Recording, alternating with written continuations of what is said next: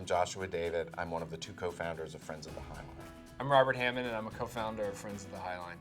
The Highline was built in the 1930s to get dangerous freight trains off the street. Trains ran on it until about 1980, and after that, nature took over and created this beautiful, self-seated, natural landscape on the Highline. Robert Hammond and I founded Friends of the Highline in 1999 because we thought you could create something really amazing with this structure. Initially, we had to fight the city to save it. We had to file a lawsuit, but then a new mayor came in, Mayor Bloomberg, and we were able to work with him to select a design team, to break ground in 2006, and then ultimately open the Highline in 2009. I first fell in love with the steel structure from the street, but then when I went up there, there was a mile and a half of wildflowers.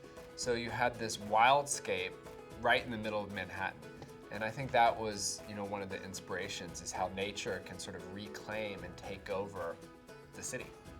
Street view making the Highline accessible to anyone all over the world is something that's really exciting to us, because in the beginning, when we first came upon the Highline, it was completely closed to the public. And a central part of what we've always tried to do is open the Highline up to the public free of charge and make it accessible to everybody. And so this takes that original mission and blows it wide open and really makes it possible for anyone, anywhere in the world to experience a piece of what the Highline does. People are trying to plan their visits, what they're going to do when they come to the Highline. The great thing about Street View is you can actually figure out where you're going to walk, and then what are you going to do once you get off the Highline. Right now on the Highline, I see people all the time with Google Maps, on all their different devices, looking where they're going to go next. Because the great thing about the Highline, it's a destination, but it's also a way to see different parts of the city.